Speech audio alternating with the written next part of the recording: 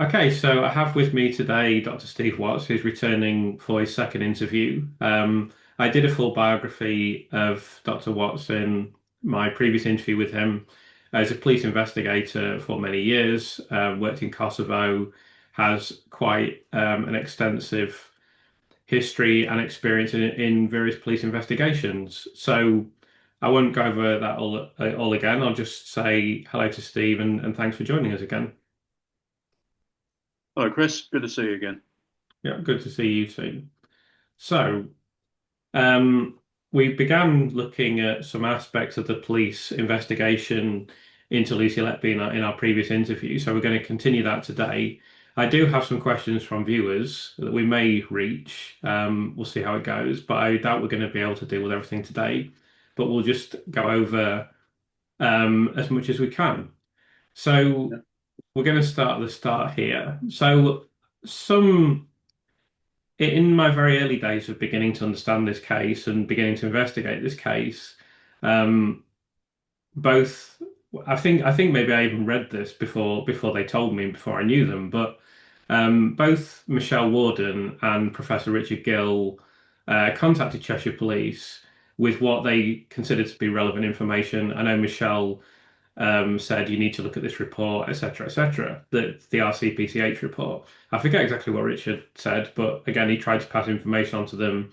Obviously, he has proven experience in this field with being involved with miscarriages of justice. So all that they have told me is that they were completely ignored them. And Michelle said all they wanted to know was, do you have any dirt on Lucy? Do you know Lucy? Etc. Etc. So can you explain why the police would do this? Do you have any further comment? How do you feel about this? No, I can't understand that, and I've seen that. So I've seen Michelle and Richard talk about that, and I'm just astonished. I mean, in any major investigation, um, a part of the structure of the investigation is to ensure that you properly record any information coming in from any source, and that includes people just phoning in, walking in the police stations, saying, "I've got some information for the inquiry." That needs to be recorded, and there needs to be an action arising from that. And the first action is to speak to that person. Rather than just have a quick chat on the phone with them, is actually deploy, an investigator to sit down with them. Particularly when you're talking about people, of the stature and the status of Michelle and Richard, in terms of their experience and background. I mean, these weren't just people off the street, if you like, phoning in, with information which wasn't going to be relevant to the investigation. These were significant people. They're articulate, and I'm sure they would have explained to whoever took the call, exactly who they were, why their information was going to be relevant. So I just cannot explain why they weren't interviewed as part of the process. And certainly in the case of Michelle, why statements weren't taken. I mean, I don't say that in relation to Richard so much because what he was talking about was more in terms of, as I understand it, more in terms of the statistical and scientific aspects of the investigation. So I can understand where perhaps they wouldn't have immediately taken a statement from him, but certainly to have recorded the information he had and do something with it in terms of generating some sort of inquiry around validating the statistics, etc., etc. But we know what happened in relation to statistics with the incident Yeah.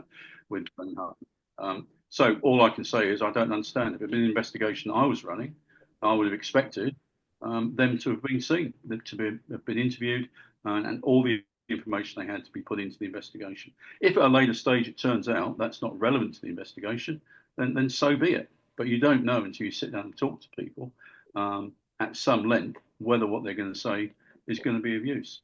And the indication you gave there as well, that the conversation they got coming back from the person they were speaking to on the phone, if that was just around, well, have you got just information about Lucy? I mean, that's really concerning as well, because that's a very narrow-minded Yeah. approach. Because investigation, as we said, shouldn't be just about Lucy Letby. It's about, were these babies killed or unlawfully harmed? If they were, who did that? And there were other options in terms of, what the causation was. Yeah, it was in my pretty early days of beginning to interview people and deeply investigate this case and start researching my book that I first heard this story from Michelle. And I just found it extraordinary that they would say, "Oh, well, never mind all that. What, have you ever seen Lucy do anything wrong? Do you know Lucy? Have you got any, that just seems completely inappropriate." Well, And I get, it is, and I would, if I'd have been the SIO, I'd have been very, very concerned. I'd have been furious if I'd heard that. is there a kind of protocol relating to, if someone contacts you and asks you questions or gives you information and so forth? Yeah, certainly there is. That's got to be recorded on. It varies in forces what the exact document is, but there's in my experience, it would be called an in message, i.e., a message coming into the investigation, and that could be over the phone. So you'd be expecting whoever took the phone call to be writing down, who was calling, their details, what they had to say, and then that would be passed on to a person within the instant room whose job was to read all documents coming into the instant, and that person would have the responsibility of identifying whether or not the information there was relevant, and if it was relevant, what action needs to be taken. So I would have expected that information, as I say, to be written onto a document, passed along to, it's often called the statement reader, somebody who's reading the incoming information, and for that person to say, yeah, this person says they've got relevant information, I'm going to raise an action, it's called, i.e., an instruction for an officer to do something. I'm going to raise an action for an officer to go and interview this person and find out what they've got to say and take a statement. That's the protocol. That's the expectation. When you look at on the television, these detective shows, it's all very exciting and very very fast. But actually, the investigation of any major crime is a process. And as you intimate there, there is a protocol. There's a protocol about how information comes in, what you do with that information, how you make decisions, how you analyze stuff. The whole thing is very rigidly controlled, and that's very explicit. The SIO and the other senior people within the investigation would be very aware of the requirements of the murder investigation manual, the core practice document in relation to core investigative doctrine, all of those issues. They've been trained in it, and they have the manuals available to them. And as I say, you put the process in place, and then you manage the information through that system, through that framework, and eventually you build up a picture. Yeah, absolutely. So I know Michelle has mentioned the Royal College report to the police, and I know that you can't really answer this question, but why has that been so marginalised? The police seemingly ignored it. Dr. Evans says, I don't. We know we've said I don't want to see it. I don't need to see it. The judge in the court case says, "Oh, we're not having that as part of the court case. It's not relevant." It just seems blindingly obvious that it's a document of very obvious relevance. So Absolutely, the professionals, they they've been asked to come in. I think it's a very detailed document. I've read the document, including the redacted parts. We now know what they are. I can't understand why it wasn't treated, more as a core document for the investigation. It was almost a starter for 10 for them. This detailed work had been done. They had come to some views where there needed to be some more investigation done, and I would have seen that as an important document at the start of the investigation. So why it wasn't used to more effect, why it wasn't referred to in the various stages, as you say, up through the prosecution into the court case. Again, I just can't. I can't understand why that would be the case. yeah, absolutely. So I want to ask you about some of the public conduct of the police, most notably Paul Hughes. So he used the lead investigator in this Operation Hummingbird, and he's made all manner of what I consider to be unprofessional comments. I could highlight numerous, but one of them that I thought was particularly unfounded, well, is unfounded, was that Lucy enjoyed the trial.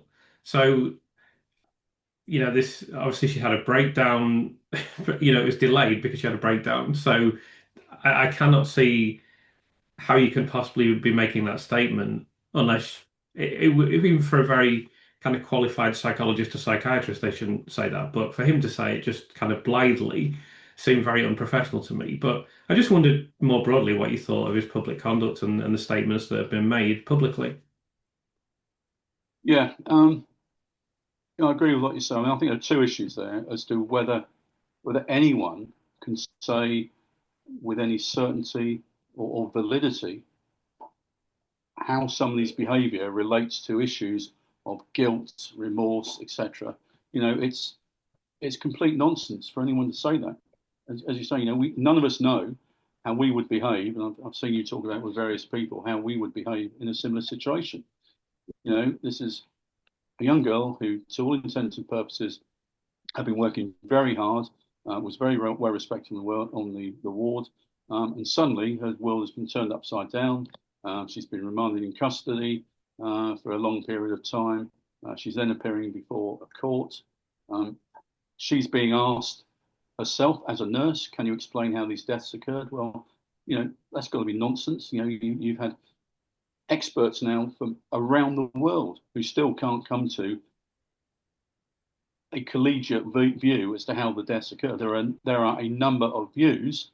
The majority of the views, as we well know, indicate that there was probably not foul play, but there are nuances between those views. So how do you expect a nurse who, although she's qualified in nursing, isn't a doctor, isn't a specialist, to come up with and to agree, a hypothesis in relation to how a baby died? I think it's particularly egregious in relation to the question that she's asked in court around the insulin. Well, where you accept, do you, that these babies must have died of insulin poisoning, and then that being used, almost as well, the defendant accepts these babies died as a result of insulin poisoning.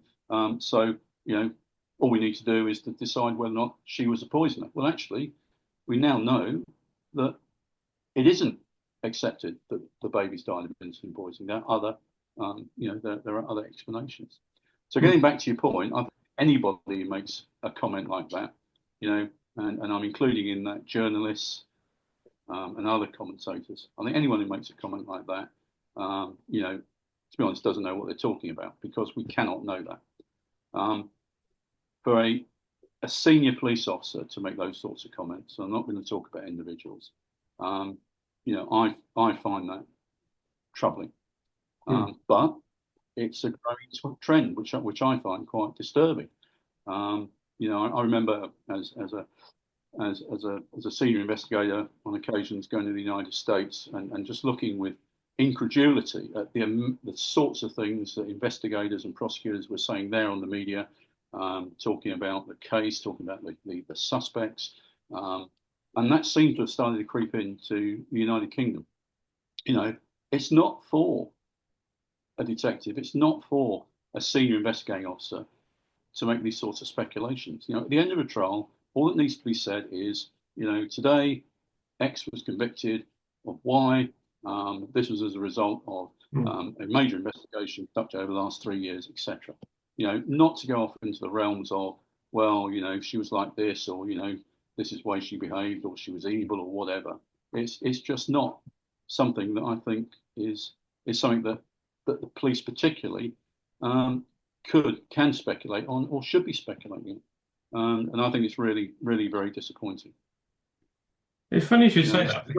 Very good. Sorry, it's the job of the police to investigate, to do that, in an open way, with integrity, with determination, gather evidence, put that before the Crown Prosecution Service and review it, decide whether or not they will prefer a charge, and then conduct a prosecution, and the police to support that whole process. It's not about, there's no role for the police in terms of speculating about people's behaviour and their demeanour or whatever. I think it's really, really disappointing. Yeah, it's funny you say that, because I heard a little fragment of something yesterday, and I think it was from this case where someone was allegedly going to attack an Oasis concert. I think I don't know anything about the case. I think they've been found guilty. I'm not really sure. But there was a police officer, and he was saying I'm paraphrasing, so I can't remember exactly what he said, but he said words to the effect of, "Oh, this shows that this isn't just an isolated case. You know, this is a serious problem with young people." And I thought, should you be saying Well, as this? you know, Should you be saying as you this? know. Is it your and I obviously I don't know half as much about what the police are supposed to say, what they're not supposed to say as you do, but I instantly thought your job, like you don't first, as you rightly say, you don't know this anyway. But is it really your place to comment on this? Surely it's just your job to prosecute this person and then move on to the next thing you're doing. I just I'll pull you up there, Chris. It's not the police's job to prosecute. It's the police's job to investigate and put the investigate. material. Yes, they conduct the prosecution. And I think sometimes it's an important point. I think sometimes the police forget that. Yeah, but I mean that's absolutely fair. But they shouldn't be making these kind of broad comments about, just kind of societal observations and stuff, should No, they? I agree. They're not qualified to do it, and there's no need to do it. Other people can make those comments. Hmm. The media, people who have some understanding of the field, academics or whatever. Fine, but that's not the role of the police. The police Yeah, need to confine themselves to keeping people safe, conducting investigations. That's what the job is. yeah, absolutely. So I want to talk to you about the so-called confession note. So this was an artifact that was exhibited very proudly, I think, by Cheshire Police at the time. Certainly, it was the first thing I saw, I think, when I just had the inkling that something could be wrong with this. Googled it, and the confession note would come up quite regularly at those very early days. And that was the first thing I thought looked at, and I thought, I mean, come on, this is never a confession note. So I know that you have a strong view on this. So could you tell me your concerns about the confession note and give me more information about it? Yeah, I mean, it's part of a range of concerns that includes all of the other material that was put forward and for which inferences were made. The handover notes that were found in carrier bags during searches, diary, the internet searches, all sorts of questionable inferences were drawn as to what the meaning could be of these things, and particularly the note, the post-it note.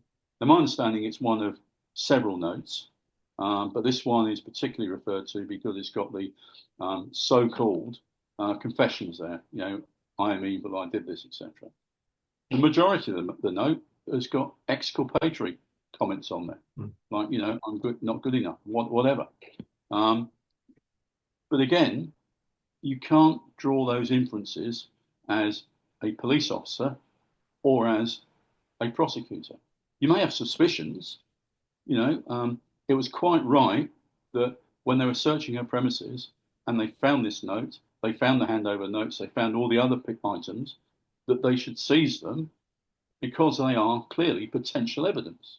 We don't know. And if I'd been conducting this investigation and officers that were working with me had recovered these, I'd have said, yeah, that's understandable. I can understand why you would have done that. And I might have thought, well, that's a suspicious thing to write on a note. But so then the next question is, where do you go to validate that suspicion? Was this note examined by a clinical psychologist? Was there any work done in terms of why she was writing the notes? So I Um, mean, just to interject slightly, so we know there wasn't. We know there wasn't. So I mean, would if you was you investigating, would that have been your immediate first port of call? well, that's right. And the reason I say did they is really almost an abundance of caution because we haven't seen the the documents that demonstrate the conduct of the investigation. And one of the things that I'm going to keep banging on about, if you like, is the need to look at decision logs, meeting minutes, operational plans. The plan that was brought together for the investigative interview, for the arrests. Um, so it may well be that some work was done, or there was some attempt to do some work in the way that it was done with Jane Hutton, i.e., the police said, well, let's go and get an expert to have a look at these statistics. And, it appears that the Crown Prosecution Service instructed them not to, quite inappropriately. So I suppose an abundance of caution that forces me to say, well, we don't know whether they did or not. Certainly, there's no evidence that I've seen, and I know that you've seen, that suggests that they did.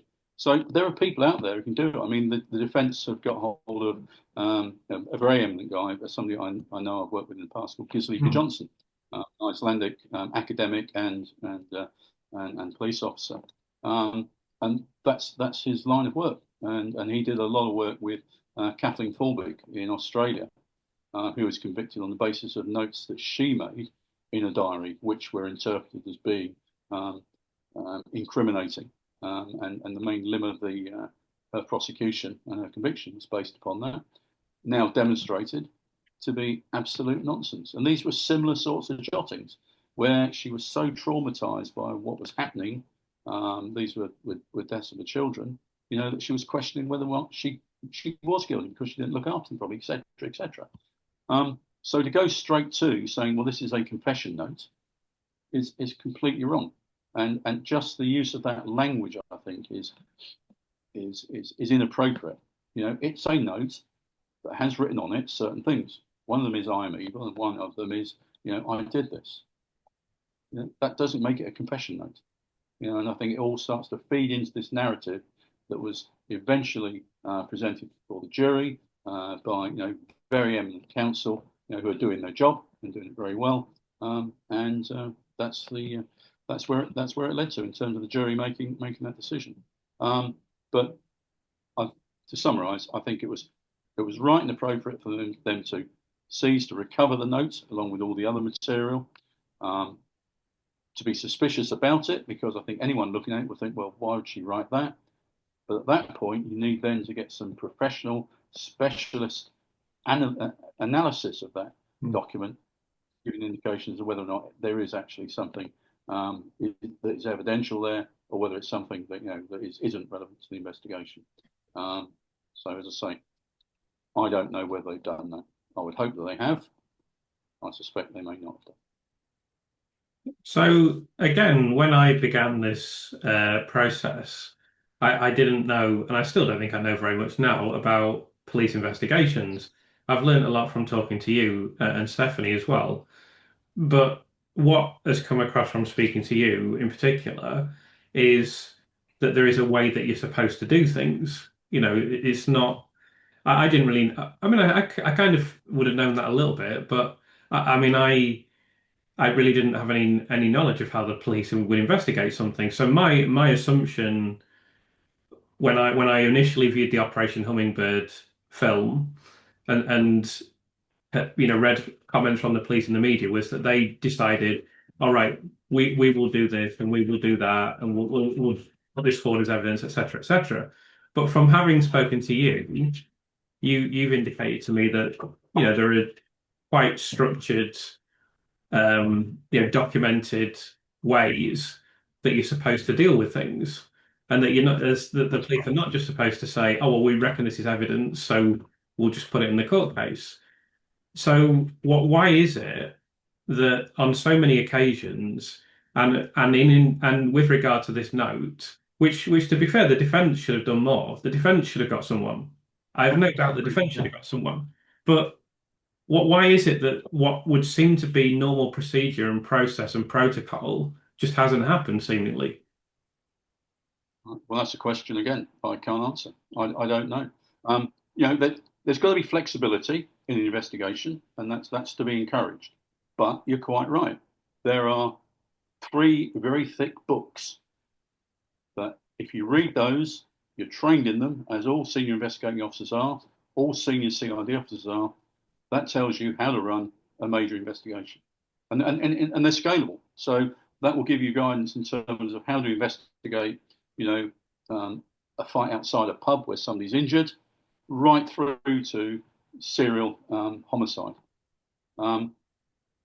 It's about putting in place a structure, making sure that structure is sound. You've got the right people in the right roles, doing the right job. And then you start to gather the information, put that information through the system, and eventually it starts to build a picture. As part of that, there needs to be some inspiration, some flair, if you like, some professional judgment on the part of the senior investigating officer and his or her management team to think about possible hypotheses and possible lines of inquiry that we should be going down. So it's not entirely they're not entirely hamstrung by these documents. The documents are about putting in place a structure, framework, and methods of working within which they can they can be flexible in terms of following the lines of inquiry that relate to that particular investigation. And if we had access to the papers that relate to the investigation, decision logs, etc., we'd see that process in place. We'd see the ebb and flow of information and how that information influenced decisions. And it's important to say, a decision to do something is as important as a decision not to do something. And that needs to be recorded. So if an SIO decides not to follow a particular line of inquiry, he or she needs to write that in a book. And a decision log, it's only a book. It's a book where you write down what I'm deciding to do or what I'm deciding not to do. And then there's another section to say why you made that decision, what your rationale is. So you can look at that book and identify at a particular time what the decision was. You'll know from the state of the investigation what the information was that was available to the senior investigating officer at that time, and the senior officer has articulated their rationale for doing that, or, as I said, not doing that. That's the structure. Outside of that structure, you can decide to, well, we'll go down this road here because we've got this information that says that might be an interesting route. Okay, I'll do a decision. No, I'm going to do this, and the reason I'm doing this is X, Y, and Z. Yeah. Is it still literally written down in a book, or is it electronic? Yeah. Bizarrely enough, it's called the Murder Investigation Manual. Right. The Murder Investigation, which talks about how you conduct the investigation. So how you're developing strategies around forensic recovery, around structuring the team, around your interview strategy, suspect generation strategy, hypothesis generation. It's a pretty thick book. It's several hundred pages. Along that is a thing called the Major Investigation Standard Administrative Procedures Book, or MERSAP, and that's really the way you put the framework together, the incident room, if you like, the roles that need to be filled in terms of statement readers, office managers, HOLMES inputters. So there's this, if the investigation warrants it, and the investigation Operation Hummingbird would have done, there is an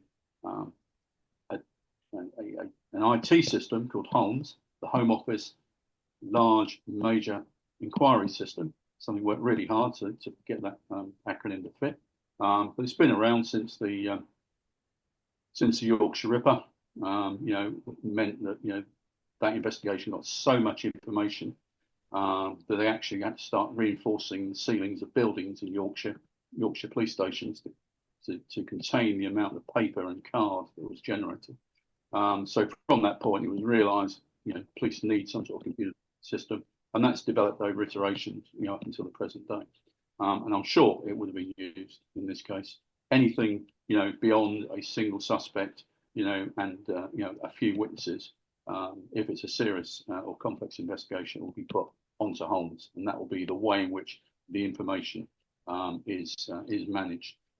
So in the case we were talking about earlier on, the information coming in from Michelle and Richard, it may well be that somebody was on the phone, took a message in handwriting, that would have been passed on, that would then have been typed into the system, and then it would have been completely, fully searchable. So if somebody said, somebody told me the other day, there's a senior nurse who's, who was working at the hospital, she's got something to say, let's have time. Yeah, that's, Michelle Worden, she called us 3 days ago, and there's an action out for DC Smith to go and interview her and take a statement. It's not difficult. And the third one is this core investigative doctrine, which basically tells you how to investigate a crime from, the most straightforward, non-complex crime right up to major investigations. Yeah. And these things. So an SIO, pick words here, should not be running an investigation of this type unless they have been trained to the appropriate level, and that's courses, personal development, in terms of exposure to investigation of this type, and they need to be accredited at a level which allows them to investigate a case of this nature and complexity. So there's a lot of structure around it. It's not like the days when I joined the job where then you did learn by sitting next to people who were for better or worse a detective, and you picked up the stuff you thought was good and you discarded the stuff that wasn't so good. There's now structure. It's much more professional. I was part of many people in my position at that time who were trying to drive that professionalism into investigations. I think it's a good system. It's been adopted around the world, and if you use it and use it properly, and you use it with determination and integrity, it should produce the desired result, which is a full, thorough investigation that's been conducted with integrity and all the available evidence gathered and put before the relevant agency. Yeah, absolutely. So when they got this green note, they definitely should have written about that in this book, right? Yeah, I mean, somebody would have seen it. Somebody would have looked at it and said, right, what are we going to do with this? Well, it's got these comments here. Okay, there'd have been some sort of discussion. They might have taken it to a senior officer within the incident room. It would at some stage have been drawn to the attention of the senior investigating officer. So there would have been a lot of conversation. This would have been, trying to avoid using the word exciting, but I can see it. So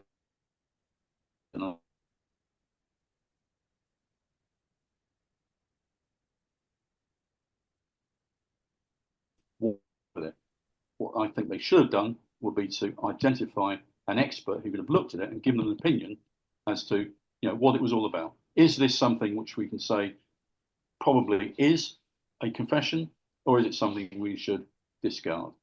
I suspect, knowing what I know in relation to psychological issues, I've got some back. I suspect nobody would ever have come to have had one or two experts who would have, it might be, it might not. Just allow it to be a standalone document, if you like, and the prosecution and the court to draw their own inferences, I think is really dangerous without some professional input. And there are plenty of people out there, as I say, Gizliga Johnson, is available. There are people in the UK, all over the internet now. There are people, clinical psychologists giving a view about it. There are people out there that could have looked at it and given a view, and that should have happened. Yeah, absolutely. I completely endorse that, and I completely endorse the idea that professionals should have looked at it. But I also think amateur analysis of this note should quite easily reveal that it's not a confession note. That's why I'd be really. I mean, I think we can. I know you're being cautious, rightly so, saying whether or not they got professionals involved. I think we can be fairly confident they didn't, because firstly, I think any professional would have told them it's not a confession note, and then secondly, no such professional was ever cited at any time. But anyway, leaving that issue aside, I think no, that's right. You're right. There's no indication that I've seen that any professional was used. yeah. It's possible that they did use somebody, and that their report is in the unused material, which wasn't disclosed to the defence. We don't know that, or it might have been disclosed to the defence, but we don't know it's there because we've had no access to that. Yes. So that's why I'm being a bit cautious. But it's human nature to do that, armchair analysis. We're doing it here ourselves, aren't we? You've just done it yourself. You said, "Well, I don't think it is." Well, when you've got one statement that infers guilt and then like 25 that don't, then Exactly. say the opposite. I can understand your rationale, and if I was in your position and the position of the investigators, I'd be suspicious of it. And I think, crikey, that's interesting, but I wouldn't go and run away and think, well, that's a confession. I'd be saying, well, how do we validate this? What work can we do to test this is a hypothesis, isn't it? What Hmm. the hypothesis is, this is a confession note. How do we test that hypothesis? Well, we get an expert in, who knows what they're talking about, who are not just a cop who's having a look at it, or a guy who writes very good books who's having a look at it and it's taking a view. That gets somebody who actually knows what they're talking about.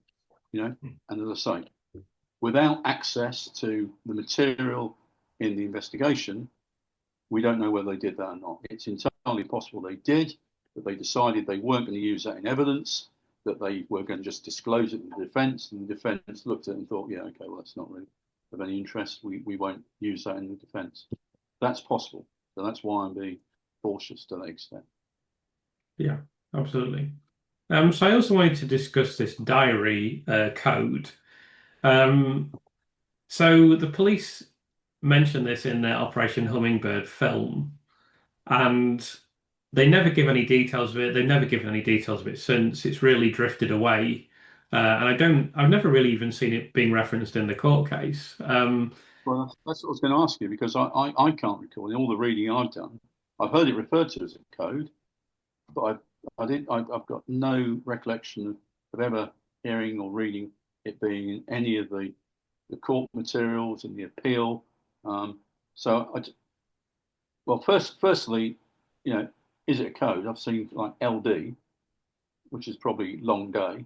I mean, when I had a paper diary, some of them I'd write in RD, which was rest day, or N for night, and that's to the extent that that is a code. Yeah, that's a code, but the inference is that this is a code about, well, I'm going to harm a baby on this day, or I did harm a baby on this day, or whatever.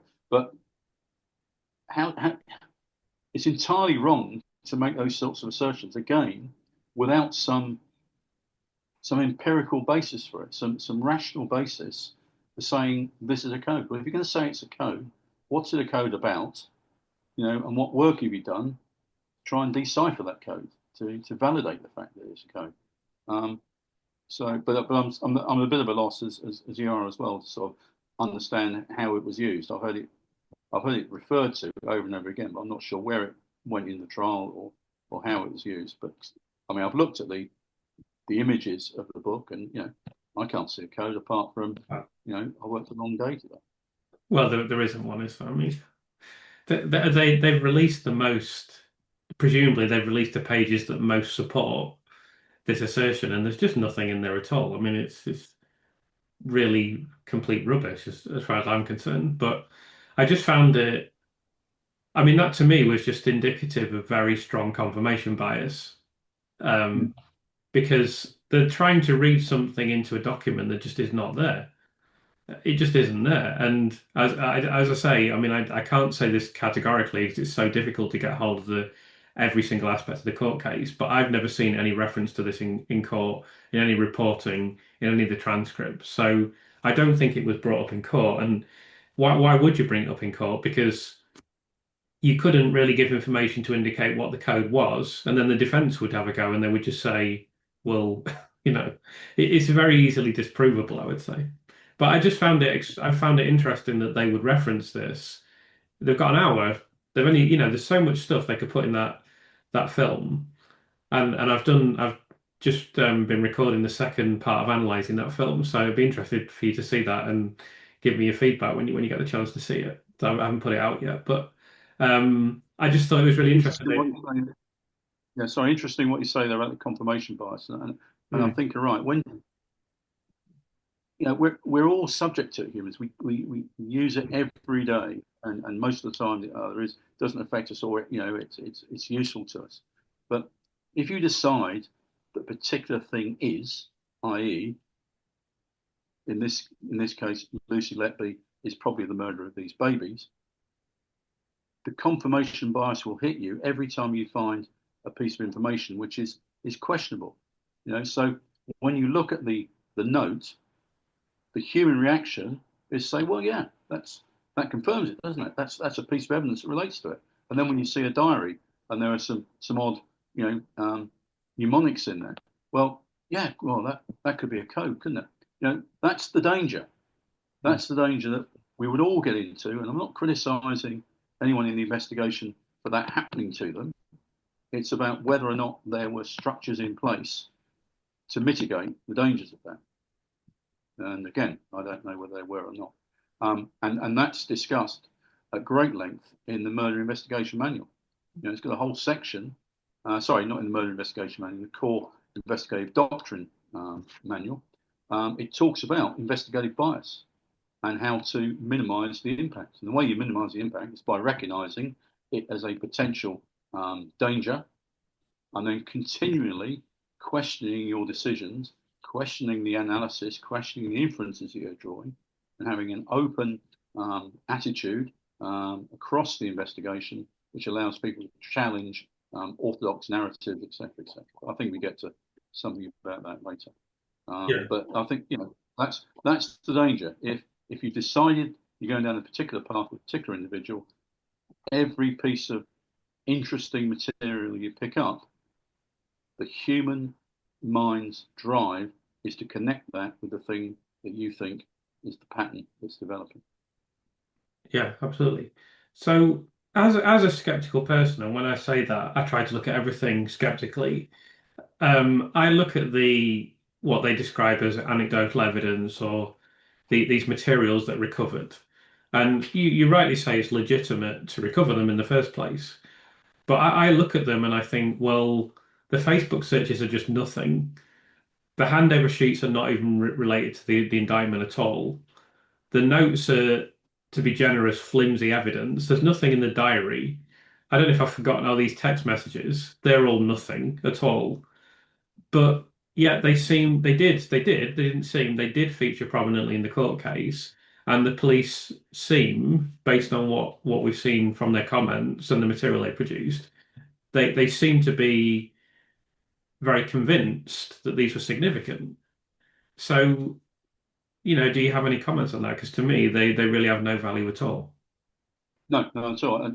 I don't think any of these categories of, and you've got to call them so-called evidence, this material, has any probative value whatsoever. The handover notes. I'd regularly, as a detective, I'd often go in and another detective has been dealing with a particular issue or somebody, a suspect in the cells, they had to go off duty, I'd pick up on it. They'd give me, a couple of A4 sheets of paper, which would just be a summary, talk me through it. I'd fold it up, put it in my pocket, and invariably, I'd get home, put the suit on, the following day or, a week or so later, I think, oh, it's a handover note, and I'd take it to work and chuck it away. Hmm. She was probably foolish not to do that because you could argue these are confidential documents, but they're not. In some areas within the prosecution, I think I've seen where they've talked about confidential notes. They're not medical notes, and I think we've got to get away from that notion. These are probably scribbled notes made by one nurse that just is an aid memoir to the handover to another nurse coming on. And she's put them in her pocket, got home, found them, and she's chosen just to chuck them in a bag. I don't know, with the intention of destroying them later or whatever. Another thing which isn't often spoken about is if all those notes related to the babies who died or who were injured, that might be significant, mightn't it? But my understanding is there's over 200 of those, about 258 of those notes, and I think 27 of them relate to babies who are either harmed or killed.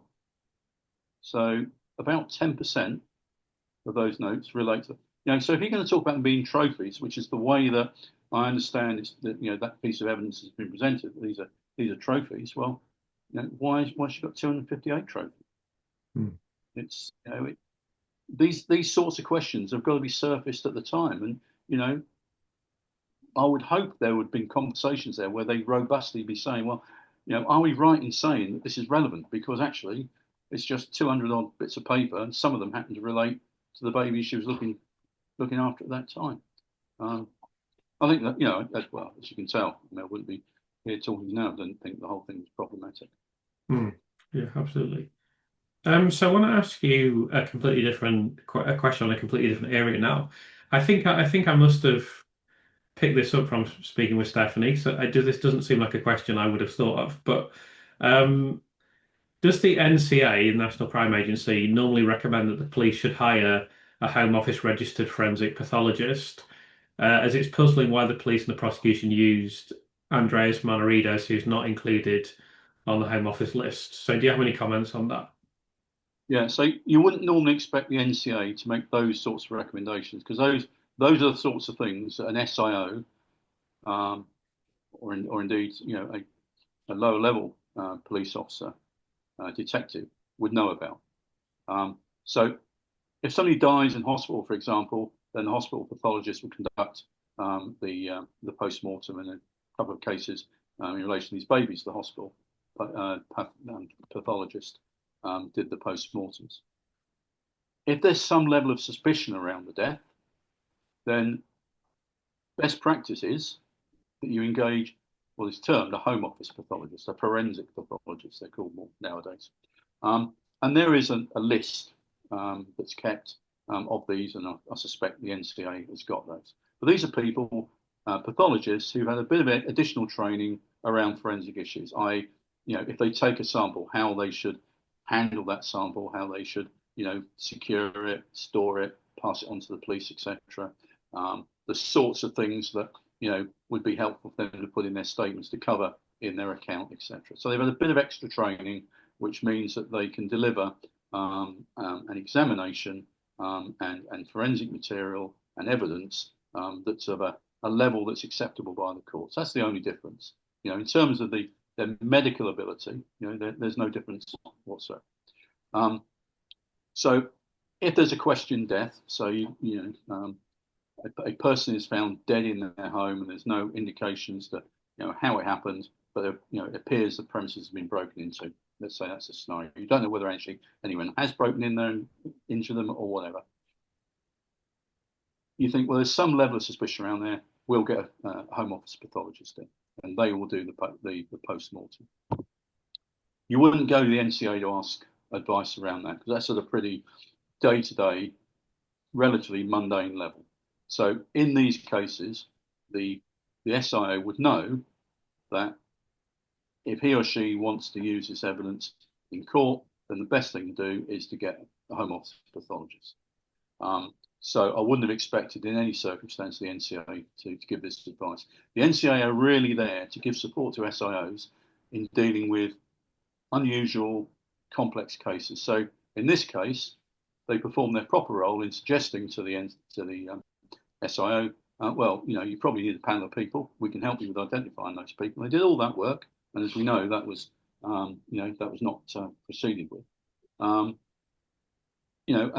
that's the sort of level of advice they give. It's at that sort of higher level in relation to those low frequency cases that are similar to Lucy Letby, or it might be a case that it's something that's out of the ordinary. So on a day-to-day basis, as an SIO with a straightforward homicide, you wouldn't generally be going to the NCA to ask for support.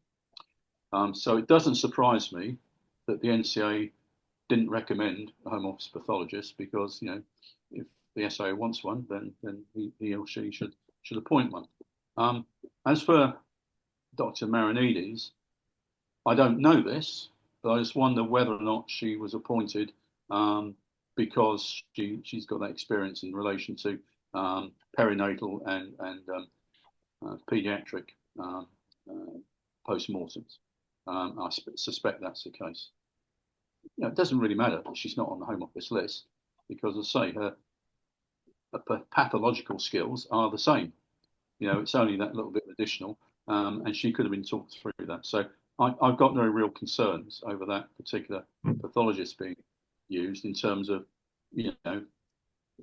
her qualification to do what she did. Yeah, my only concern around all of the other experts lies in what I understand is that they were all recommended by Dr. Evans. And we know this because that's actually mentioned in the Court of Appeal report.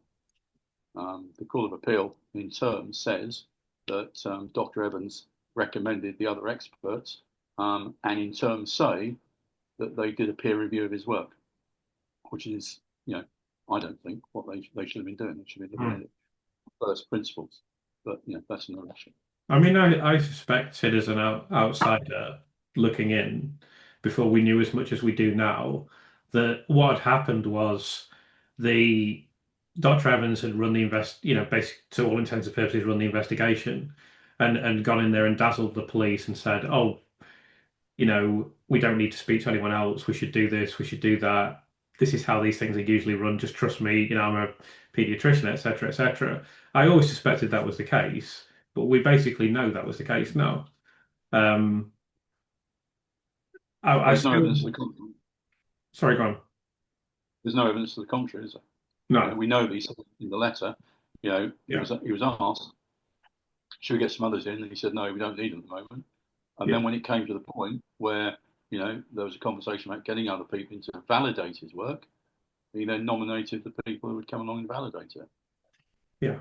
How is it? How is it that again? I know you're going to say I've no idea, but how is it that they can ignore the National Crime Agency when they say, right, you need this person, you need that person, you need this person, you need this person? How can they ignore that? Well, there's no statutory requirement to follow the advice. It Right. is just that advice, and there might be circumstances where an SIO might properly say, well, thanks very much for that advice, but actually, I'm going to go down this road. In these circumstances, the NCA gave the appropriate advice. They gave good advice.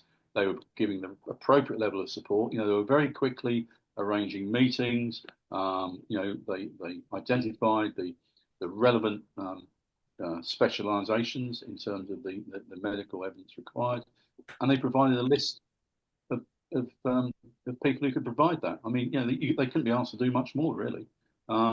Why that was never followed up, as I say, I don't know. You know, if it had been me, I would have taken that with both hands. Said, thank you very much indeed. Yeah, let's instruct those people, and we'll let them each look at the material separately as individuals, come to separate conclusions from their own perspective, from their particular discipline, and then they can come together, and there can be a moderation process in terms of coming to a view as to whether or not these babies were unlawfully killed or harmed, or they died of other causes. Yeah. It's not difficult, really. No, no. Um, so again, this is an area I would have known nothing about at all, and I've learned a bit from listening to Stephanie. I didn't know anything about the coronial process, nothing. Um, so this is something that I've really derived from, I say almost entirely from listening to her. But this is quite a long question, so I'll read the whole thing. So, is there not a formal legal procedure for changing the cause of death? Dewi Evans seems to have single-handedly overturned the reports from the pathologists and the causes of death certified by two doctors on the death certificates, yet no one appears to have challenged his findings, and the original pathologists do not seem to have been approached for their opinion. If Dewi Evans was right, then three different pathologists missed the supposed signs of murder, which surely should have raised questions about the competency either of the pathologists or of Dr. Evans. Is there not a formal process to determine the cause of death first prior to starting a murder investigation? Surely causes of death should be established by forensic pathologists and not by a jury. Yeah. So that's right. There is a legal process for the coronial cause of death to be changed, and that can only be changed by the coroner on the basis of evidence that's been given to them. In this case, it's a little bit of a red herring because the investigation, as it proceeds, will not have much of an eye towards the coroner. And that's not disparage the role of the coroner. There is a responsibility on the police. In fact, all police officers are ipso facto coroner's officers. I know Stephanie, was appointed, and that was her specific role at a senior level. But any police officer who is involved in the investigation of death has a responsibility as a coroner's officer to report to the coroner the circumstances surrounding the death. So in this case, once the police identified there were suspicions around the deaths, they had a responsibility to report that to the coroner.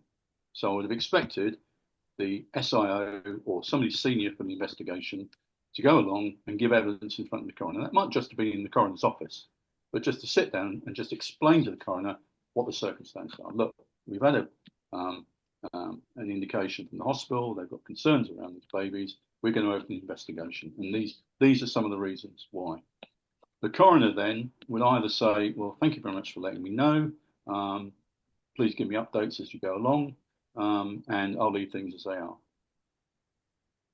If it's happened immediately after the death, the coroner may well open an inquest, go through the identification. So if, for example, you found a body in a house, this scenario again, the door's open, do the Home Office pathology, you then go along to the coroner and you say, look, we've got some suspicions, we're going to conduct an investigation. The coroner might say, well, okay, I'll open an inquest.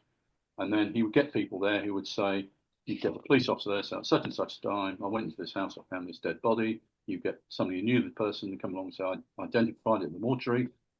And then the coroner would just stop the process and he would adjourn it. So he would be content that the information he has is this person was found dead at that place at that time. Okay.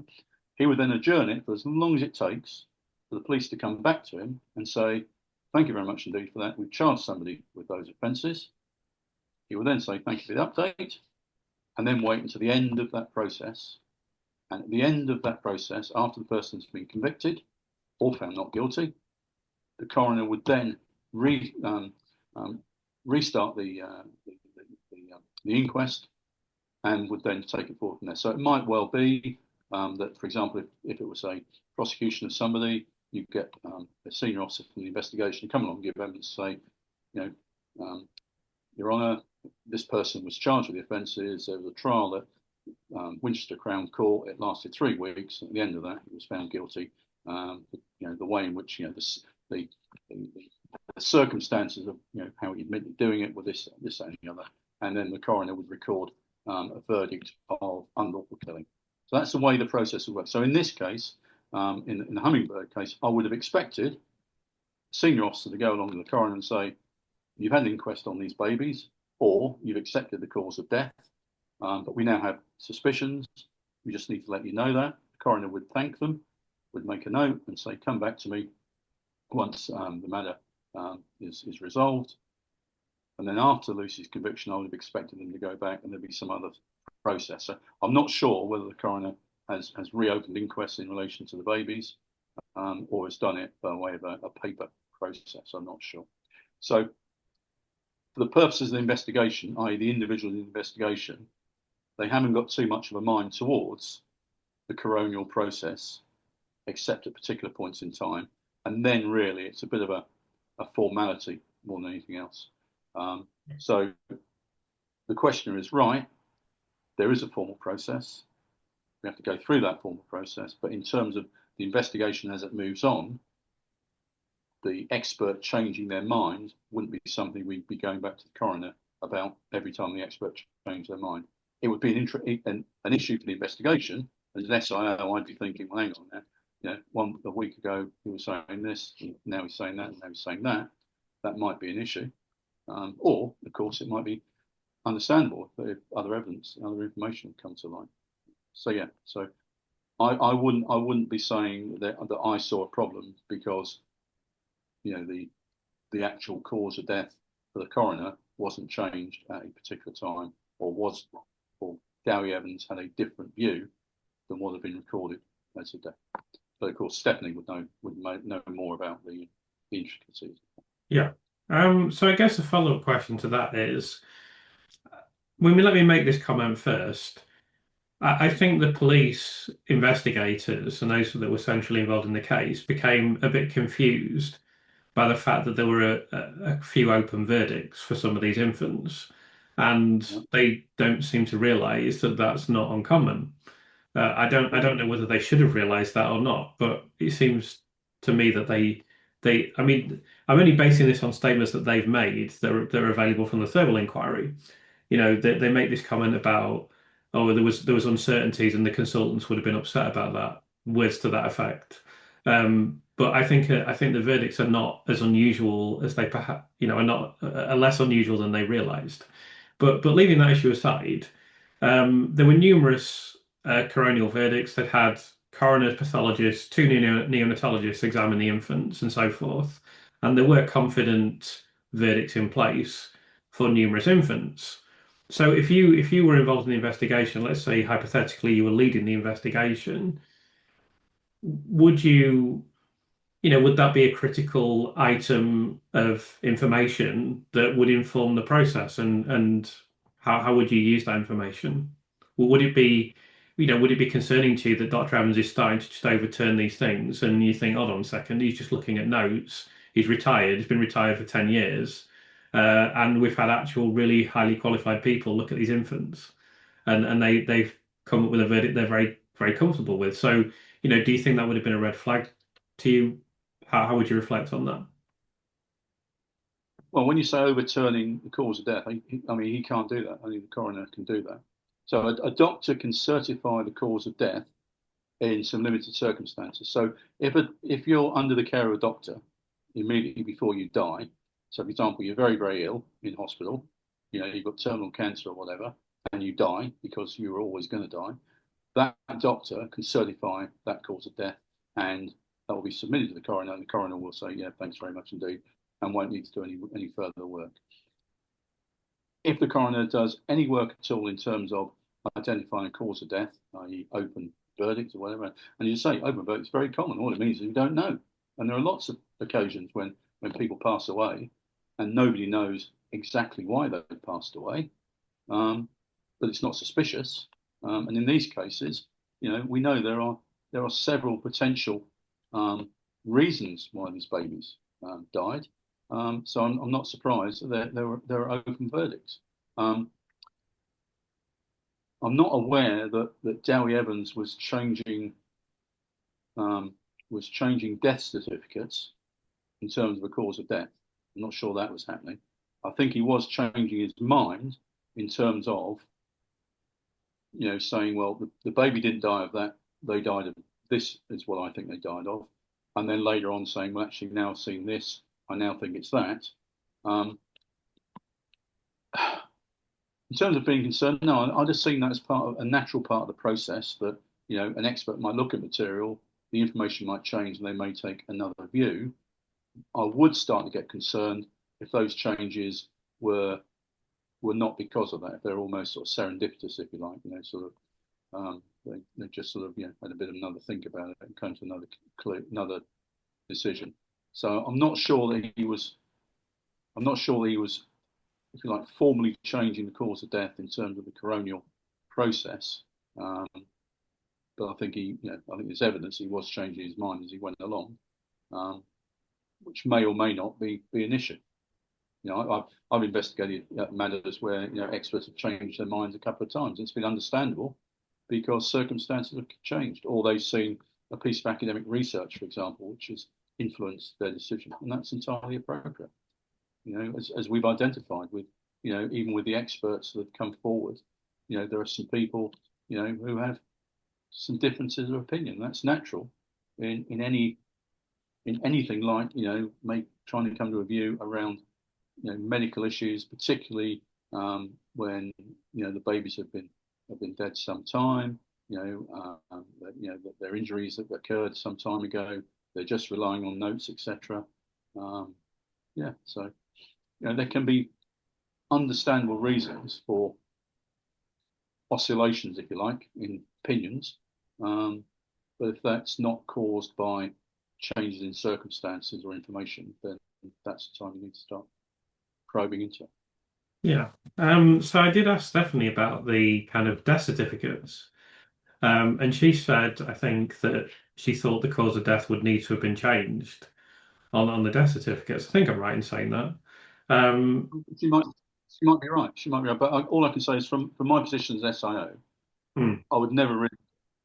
It was, if you like, always a courtesy, if you like, to deal with the coroner, because at the end of the day, the coroner has a responsibility to understand the cause of death of anybody within their jurisdiction, and I would see it as a courtesy if I was dealing with the death to go along, brief the coroner, and they would always say, "Thank you very much indeed, Mr. Watts. It's very, very helpful. I'll have an inquest, and then I'll adjourn it until you come back to me. Thank you very much indeed." And I'd ask one of the team, usually a detective inspector, to go along to the inquest and say, Your Honour, this matter is now under investigation. We've got a team of 20 officers working at this police station, and we anticipate that it's going to take some months to come to a conclusion, and we'll keep you updated. And he'd say thank you very much, and it will be adjourned, as they say, sine die, until the next time, if you like. I'm not going to gainsay what Stephanie does, but to me, it wouldn't have been a significant thing what the coroner had written down on the death certificate. That would all be resolved right at the end of the process when we knew that there'd been a murder or the person had been acquitted and we knew it wasn't a murder. And then we'd be going back to the coroner, who would then resurrect the inquest, and then the coroner would decide what the cause of death was. That's been my experience. Yeah. Okay, well, that's fair. I want to ask you now about the concept of a hygiene audit of the investigation. Firstly, you could possibly explain what that means, and also tell us why that should have been mandatory for this investigation. I've not heard it called a hygiene audit before. I'm not sure where that phrase has come from, but I think I know what you're talking about. It's a review of the investigation. So the murder investigation manual, the big Bible for how to investigate a murder, is very clear that there ought to be regular reviews of the investigation. And that's in order to confirm that proper structures are in place, that if it's necessary that the HOLMES IT system is being used, that's in place, that the right staffing is in place, the right people are in the right places, the right roles filled. So all those administrative things are there. It's being managed properly. You've got the right framework in place. That the right investigative decisions are being made. There's a forensic strategy. There's an interview strategy. There's a suspect strategy. There's a hypothesis generation strategy. All those things are in place. That you've got the right training for the people. So it's really looking at the whole investigation and making sure that the structure's there, but also that it's been properly led in terms of all reasonable lines of inquiry are being followed. And all of those are being followed appropriately, and all the evidence is being gathered. So that can be in the form of a detective, a senior detective from within the same force coming along and doing it, or another force. So I was, for a while, the vice chair of the homicide working group, which is a national body looking at the investigation of homicide. And one of the roles that we had, sort of informal, was sometimes forces would approach us and say, can we nominate a detective superintendent to go to X force to do a review of this investigation? And we identify somebody and ask them to go there and do it. So they would go to that police force, they'd take a small team of people with them, and they would just, as we used to say, they'd go through it like a dose of salts. They would just go through every document, every decision that had been made. So one of the key documents they'd be looking at would be that decision log that I've described. They'd be looking at all the meeting notes.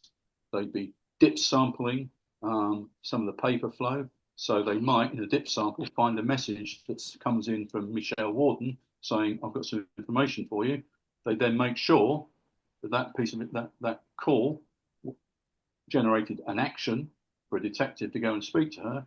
And that detective did go and speak to her. That detective did take a statement. That came back in. That was reviewed. And any relevant things out of that document were then actioned. They follow that paper trail. But because if they came across a message and said, well, hang on, this retired nurse is telling us, that she's got some information. What did you do about it? Oh, we just didn't think there was any point doing it. That would be an issue. That would be a negative comment within the report. So they then produced the report. I mean, the important thing to say is this, although this is a pretty intrusive process in the sense of, the people doing the review should be very rigorous in terms of looking at all the material and speaking to key people within the investigation. It's at the same time designed to support the senior investigating officer. Because sometimes, particularly in complex investigations,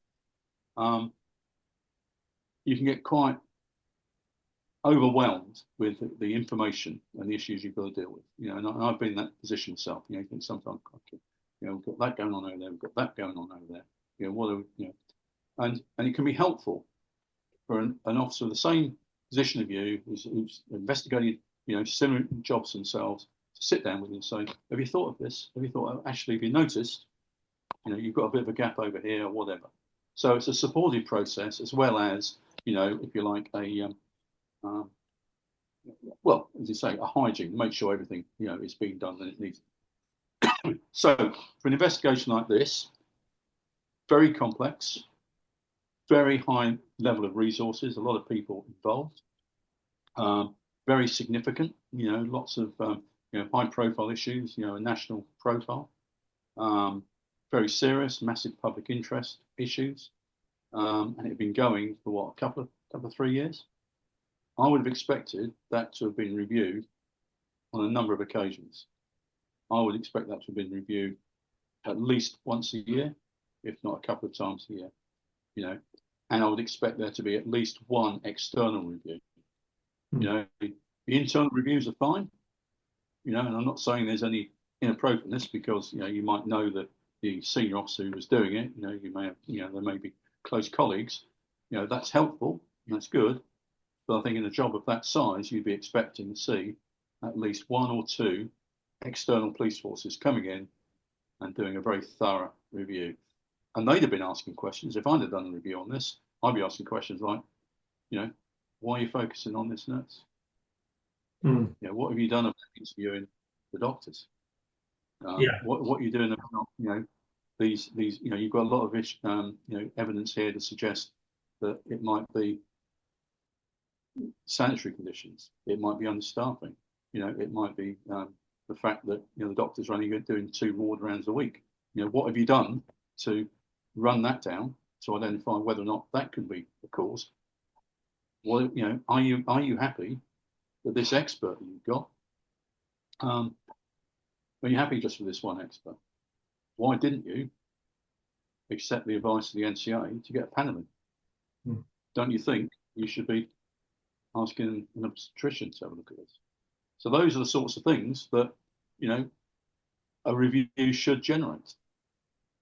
So it's not about going in and, giving somebody a bad scorecard. It's about going in and trying to get the investigation done properly, effectively, and robustly, and with integrity. And, and I think there's even a case now, because I keep on banging on about this issue of we need to see the key documents. I think it would be helpful for a review to be done on all this material, because all the material's there. It's not going to go away. They're not going to destroy it. And you could do that now. A senior officer from another force, with a team of 4 or 5 people could come in and they could go through all that material and they could come out and say, yeah, we think this was all done properly. These things were considered, and the decision to go down that path was reasonable and justified. So, again, we're not going to know until we find these until these documents are disclosed to Lucy's defence. And it would be in those one of the issues I looked at again today in the murder investigation manual, where it talks about reviews.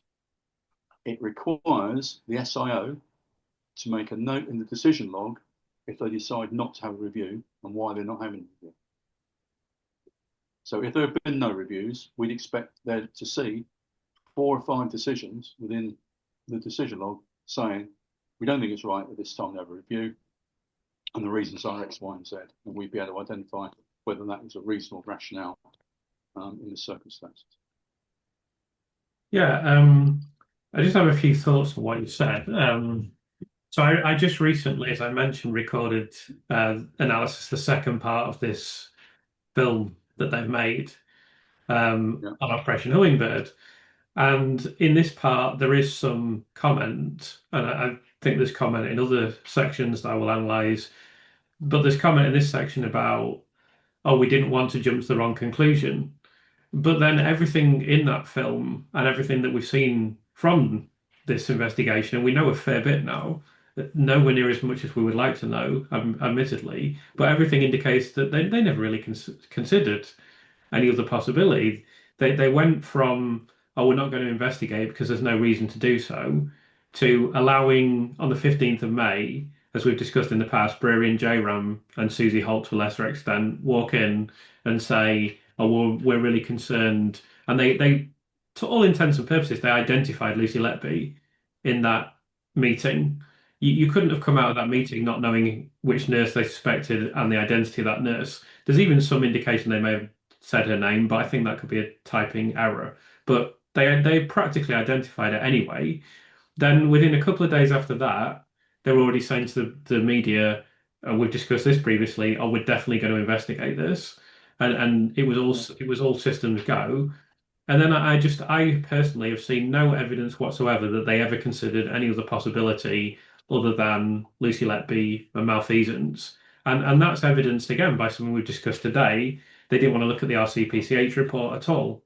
For example, there doesn't seem to have been any effort to question the consultants. Again, we've discussed that previously. So everything points in the same direction. That's my opinion based on what I've seen anyway. And we'd be able to confirm that if we saw these documents, because Yeah. amongst those documents there would be minutes of meetings, so you'd be looking there to see whether or not there was a conversation about whether they should be interviewing the doctors, whether they should be interviewing other nurses, whether they should be looking at staff. There'd be conversations there about what they think about the medical evidence that Dr. Evans was providing, whether or not they should go. Everything should have been discussed in those meetings. And if there's a decision to do or not do anything, it will be written down or should be written down in that decision book. So you'd be able to see the ebb and flow of the investigation, and you'd be able to identify whether they considered the things you're talking about. In my heart, I think they probably didn't, but you're never going to know until you see those documents. Yeah. And those are the sort of things, if they had a review, would have been picked up. So if they had a review, 3 months in, they might have had, they'd have had a senior officer saying to them, "Hang on, you're relying on one doctor, eh? Don't you think you should get some other people in? And don't you think, and actually you've got the NCA here giving you advice. That looks like pretty good advice to me. I'd follow you, I'd follow that." Yeah, absolutely. I think for me, the most, and again, as we've emphasized, we don't know this 100%. It just looks very strongly that this is the case. I think the biggest kind of error, or the one that I find hardest well, I think is indefensible, really, is that when the investigation begins, it should be about establishing. They shouldn't be viewing it as a crime. They should be viewing it as a situation that they have to understand, and they didn't do that, as far as I can see. No, the first question is, is there a crime here? Yeah. And I don't think they, that they really established that, to a high degree. Well, at any stage, it's clear now there's still question marks over whether there was a crime.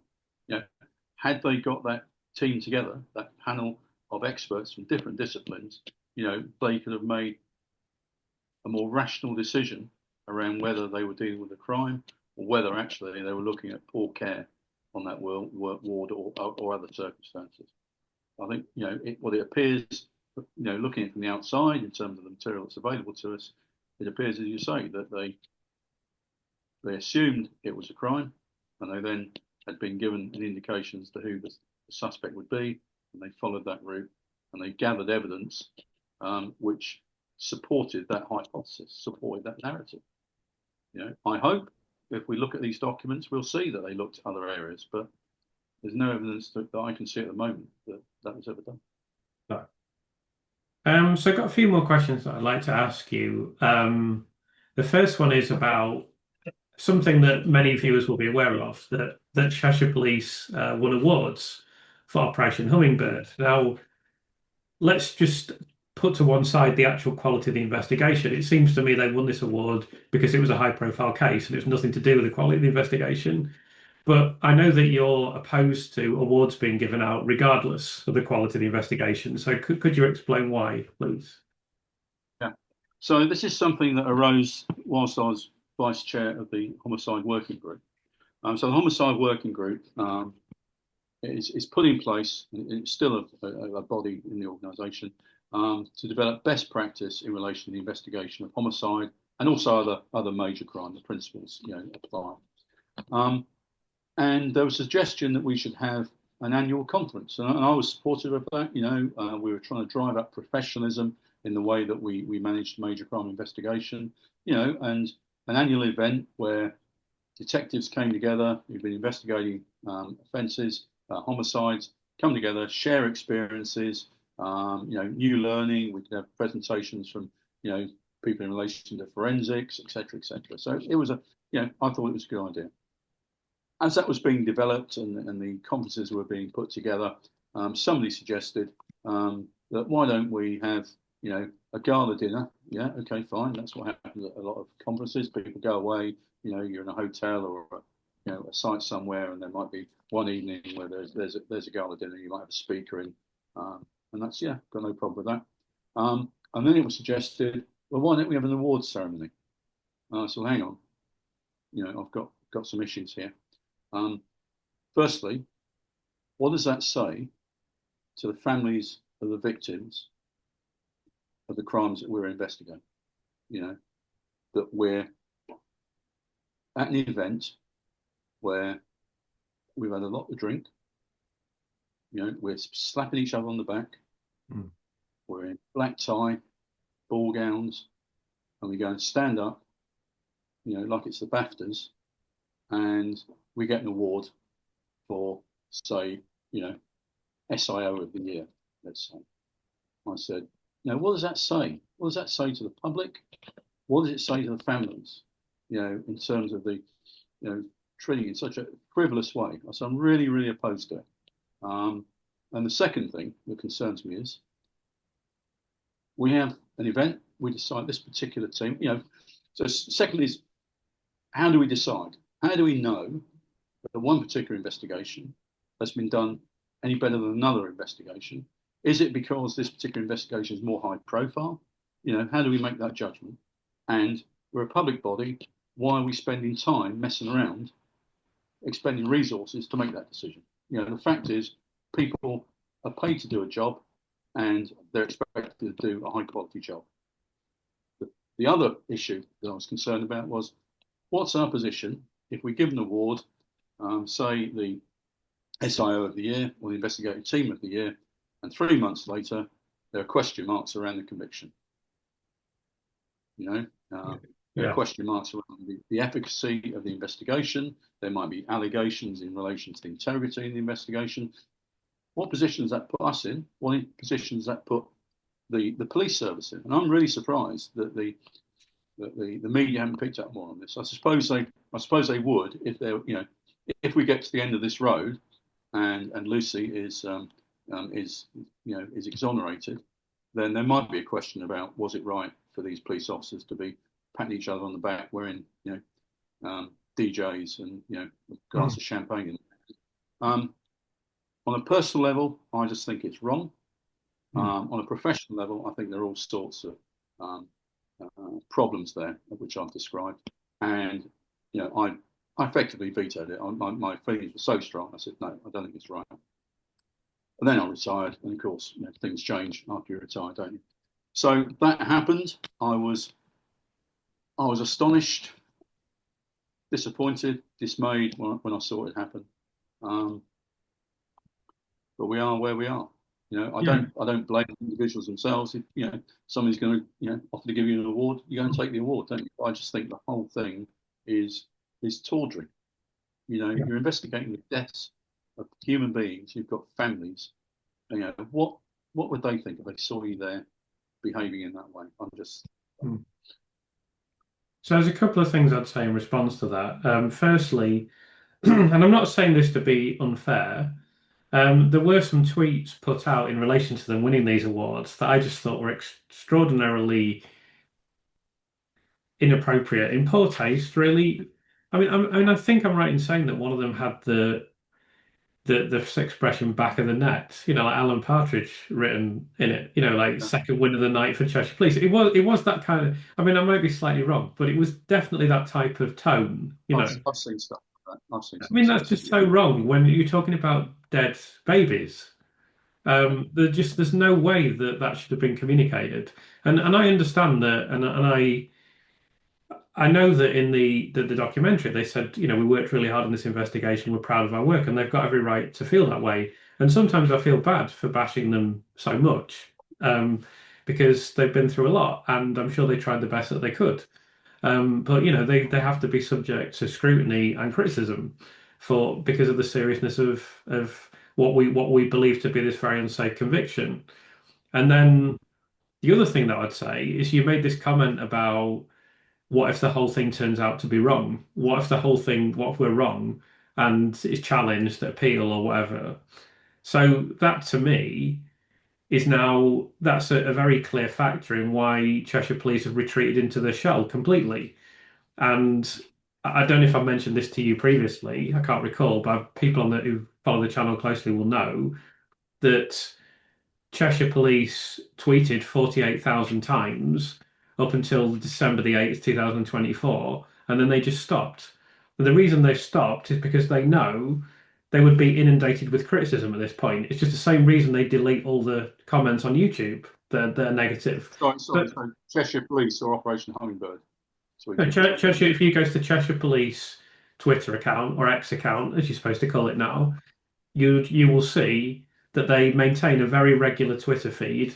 They've posted 48,000 times, just normal stuff like, um, you know, there's a traffic incident, just not, you know, like a normal service to the community, and then it just stops on the 8th of December 2024, and they've never posted since. And I suspect they won't post again for several years. Um, and that is because of, I believe, I can't prove Yeah. this. They could No, they no, know I mean, they I find that surprising. You know, if it had been Operation Hummingbird tweeting that amount of time, I'd have been, surprised at why they were doing it. But why the police force as a whole would stop tweeting, community stuff is surprising. Hang on, there you go. right. Let me put it on the screen for you. Hold on. No, Um, I don't, I don't doubt you what you I say, just but want to show you just out of interest. So here it is. Here we go.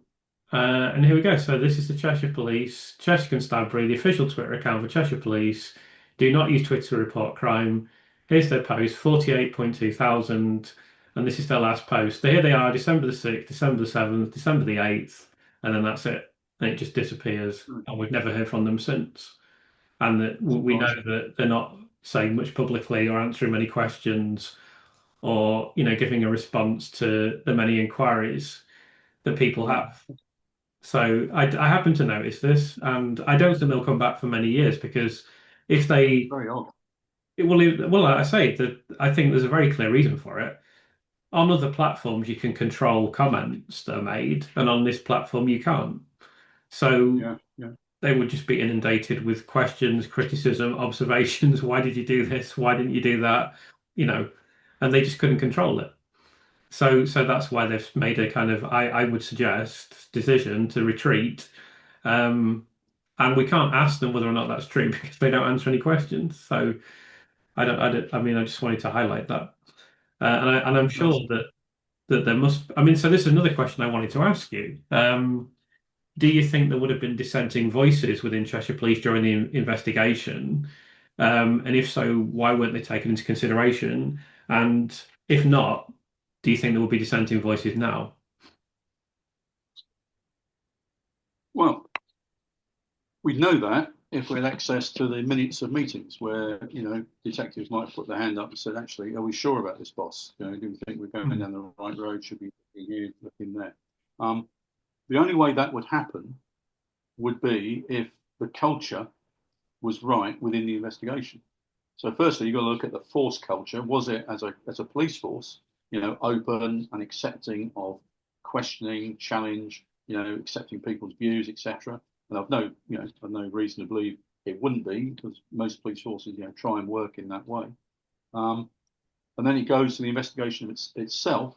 Did the leadership, the SIO and the senior officers within the investigation, did they put in place a culture within the investigation where people were comfortable and felt supported if they came forward and raised issues, raised concerns, went against, the narrative that they were moving towards. There should have been regular meetings where they actually challenged each other deliberately. And I've done it many times on investigations where I would sit there with the whole team and say, look, are we going down the right path here? Are we making the right assumptions? We think this happened. Are we right? What? How can we test that? How can we treat this as a hypothesis? And the only way you strengthen a hypothesis is by trying to knock it down. So that's really, really important because, the only way you're going to investigate anything effectively and with integrity is by ensuring the whole team drives it forward. Because if you move forward on the basis of a charismatic leader surrounded by people who are going to go with that person because of their charisma, because of their management style, because of their leadership style, that's a recipe for groupthink. So you put confirmation bias into an environment where there is groupthink, i.e., everyone agrees with the charismatic leader, then that's a real concern. Again, we don't know whether this happened, but it's a real danger in all organisations, the military, government, in the cockpit of an airliner. If you've got charismatic leaders that are not prepared to listen to other points of view. So I hope danger in juries, of course. in juries, of course, absolutely. And there's been that thing on Channel 4 recently, which I think is really interesting. Where two juries listened to exactly the same evidence at the same time, came to two different verdicts. I mean, that's really, really interesting. And a lot of that was around the characters within the room and the power dynamic. So it's important, for the people leading an investigation, and that's all the senior people in the investigation, to ensure that they're not developing an atmosphere where everybody's going with the narrative that's building. It's about being open to question, open to challenge, and being prepared to listen to what people have got to say. I hope that was position, but we're not going to know until we see those documents. Yeah. And we see whether or not there was an open and respectful exchange, and whether there were people, relatively junior people in the investigation who were questioning the narrative. On the basis of what I've seen, the video, etc., I've not seen any evidence of that. Whether there are people now that are concerned, I don't know. I mean,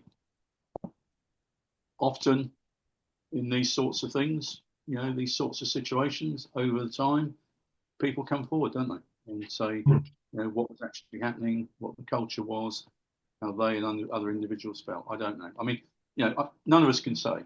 None of us can say. The right thing to do would have been to develop, an appropriate, open, inclusive, and listening attitude within the investigation. I hope that happened, but we won't know until we see these documents. Yes, I wanted to ask you actually, seeing as you mentioned this, so you did use the phrase relatively junior people. So I guess that a police constabulary is quite a small organisation compared to the NHS as an example, but there's still a hierarchy within that organisation. So how good it's a difficult question to answer, and obviously it's very much based on your personal experience, but how good are police constabularies typically at listening to junior people, would you say?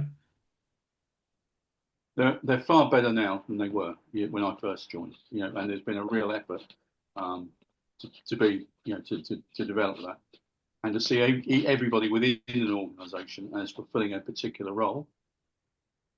Those roles might be uniformed general policing constable, they might be detective constable, detective sergeant, and maybe superintendent, detective superintendent. They're roles within the organisation which need to be filled in order to achieve the objectives of the organisation. And yes, people are in senior positions, but they need to have the humility and the openness and the leadership. It's a really important leadership trait, that humility and encouragement of people who work, with you and to you, so they're comfortable. And you've got the credibility. There's a load of work you can see. In particular, there's a guy called Chris Keeble who's worth looking at, who was probably too young to remember the Falklands War in any detail, but he was um, the colonel in the parachute regiment who parachuted in after one of the colonels was shot. Colonel H. Jones was shot, and he came in to command the regiment. He's done a lot of work around the philosophy of leadership, and one of the important things he talks about is the ethical right to lead. And people will only follow you effectively if they respect you, if they believe you have credibility, and they know that you value them and you listen to them. They'll do what you tell them while you're watching if they think that you're an idiot, and you're bombastic or whatever, but they'll only generally follow you and go the extra mile, excuse me, and work as hard as they possibly can in any particular environment if they have respect for you. So, that's trained at all levels within management and leadership within the police service. And it was probably the case here. Excuse me, but yeah, so it's it's a lot better than it was. And it's a hierarchical organisation, but I don't think it's a rigid hierarchy. Yeah, that's interesting. That's Sorry, particularly within the investigative domain, and certainly within something like Hummingbird, people are working very closely together for long periods of time. And if you don't have a good relationship, it's dysfunctional, and you can't allow that to happen. So, I'm sure there was probably a good relationship. It's whether or not people felt able to speak up if they had concerns, and we don't. Yeah, absolutely. Well, that's encouraging. Hopefully that occurred. Obviously, we don't know whether there were dissenting voices, but it'll be interesting to know. The Well, last, you mentioned earlier on about, I think it's people worked really, really hard doing what they thought was right, mm, and if they put all these frameworks in place, if they, consider all these issues that we talked about today, then I'll be very pleased to see that. It's just my concern is we don't see any evidence of it at the moment. My concern is we've got to a position where all of this evidence has been put before the court and the proper checks and balances haven't been put in place.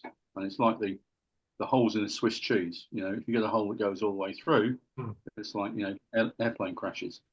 It's about having something that stops the hole at regular intervals. There's a stopgap there that means that there are checks and balances. I mean, there were certainly enough opportunities to stop this. Yeah. That not just for the police, but I mean, I made that video recently, and I know you've seen it. There were countless opportunities where this could have been stopped. It's incredible actually that it just everything lined up as it did, and tragically, we're in the situation we're in now. Lucy, more importantly, Lucy is, and you know, but I suppose it's just water under the bridge, and we just have to move forward. No, I mean, from the investigative point of view, the big ones were, the Crown Prosecution Service. I'm astonished that they decided to charge, and then it went before barristers. I'm astonished that they didn't. I know that their job is having been instructed to prosecute, but it may well be that they pushed back, and then you get to the judge, the application at half time, if you like. There's the opportunity for the defence to make an application, no case to answer. I'm amazed it wasn't, the case wasn't kicked out at that point. And then really astonished. Well, not astonished with the jury, because I think the jury were in a really difficult position, because certainly the prosecution barrister did a really, really good job of persuading them of the prosecution point of view, and we both agree that we can't understand why an eminent QC Casey for the defence didn't deploy witnesses to refute the witnesses of the prosecution. But anyway, perhaps we'll never know that. There were so many opportunities. Absolutely. So let you say you raised the Crown Prosecution Service there. So let's finish by just discussing the Crown Prosecution Service. So my observation would be that I doubt their ability to properly assess the quality and validity of evidence in this case. But you have very much more experience with them than me. So could you talk a little bit about the role and competence of the Crown Prosecution Service, particularly with regard to this case? Okay, so the responsibility of the Crown Prosecution Service is to receive the evidence from the police, to review it and decide whether or not they're going to approve charges. There are circumstances, and I've used them in the past, where we have Crown prosecutors working to advise the investigation, and that's about giving us advice about where they think they need more evidence in this area, or to look at issues in that area. That's purely in an advisory role, and it's sensible to do because they're going to review the material eventually. So it's helpful to have them, in during the investigation, so that we don't end up putting the material to them. There's them saying to us, "Well, have you got anything around this area?" They apply the two-part test. The first one being, is there sufficient evidence for a reasonable prospect of a prosecution? And the second one being, is there a public interest in putting this matter before a court? In relation to the public interest, this was a massive case, very high profile, really important issues in relation to deaths and injuries of babies. There's no question that if the evidence was there, that there's an appropriate public interest need to prefer charges. The concern is around whether or not there was sufficient evidence, and I think we all agree that it is a question mark as to whether or not there was sufficient evidence. I'm surprised that they made that decision.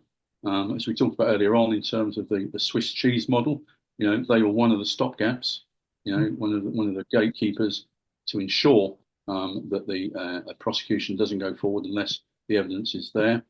I would be surprised if it didn't go before a specialist prosecutor. They're in London. I think they're in other areas like Manchester, where that individual is trained at a higher level and can focus on these very, very high profile, very complex cases. So I would understand more easily if it went through at a lower level, but I'd be really surprised if a special prosecutor was involved. The importance of the Crown Prosecution Service is that they act as this filter. Now, I can remember the days when the police decided whether prosecution would go ahead or not. In those days, we had prosecutors, we had solicitors, but they were paid for by the police, and their job was to prosecute if we told them to. So although we have debates, they might say, well, actually, I don't think you've got enough evidence here. And I can remember the phrase that would be used, well, I think we should give it a run. And prosecution would go ahead. That was done away with the introduction of the Crown Prosecution Service. I think appropriately so, so that the investigative part of the case is at one side of the decision to prosecute, and then the police support the prosecution through to trial. There's no question that the Crown Prosecution Service here were involved in Hummingbird at an early stage. We know that they gave some advice, if not instructions, to Hummingbird not to pursue taking a statement from Jane Hutton in relation to statistical issues. The reason I'm hesitant around that, it may well be that the officer who wrote the email, used the word instruction as opposed to advice. Let's be, an abundance of goodwill there. But if they did instruct the investigation not to follow a particular line of inquiry, then that's entirely inappropriate and is completely contrary to the legislation and to their codes of practice. Quite wrong to do. Yeah, that's it. So I suppose one thing that I've said, and you've basically just confirmed, is that really this was just a one-step process, wasn't it? Because there is no discussion about whether or not this is in the public interest. It's very obviously in the public interest. So that part, that it's not really a two-step process for this case. It just literally they just looked at the evidence. I suspect, this is just my personal suspicion, I suspect they just looked at the quantity of evidence they had. They have some sort of template. I mean, do you know how they assess cases, how they assess the validity of evidence? Do you know how that's done?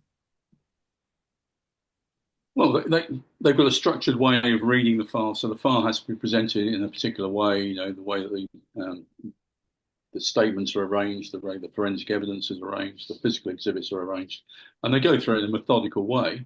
But at the end of the day, it's a subjective judgment based upon their training and their experience as solicitors and prosecutors. And you know, if it's subjective, then you know one person may decide something different to another. That's always going to happen in any subjective exercise. Yeah.